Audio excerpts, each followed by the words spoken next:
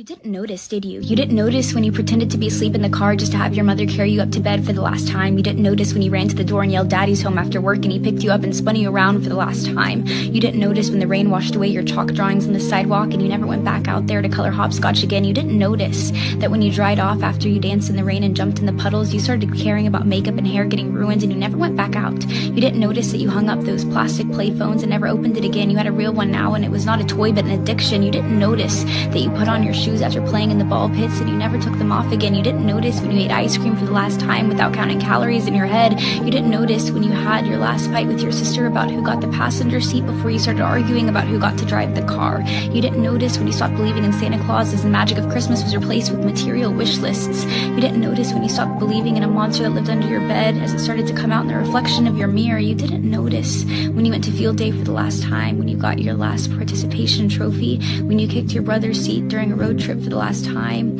when you had your last play date with your Barbies, when you had your last Disney movie night with your family. You didn't notice that grandparents don't last forever. You didn't notice that your childhood cat wasn't eternal. You didn't notice your parents are growing up too. You didn't notice it, do you?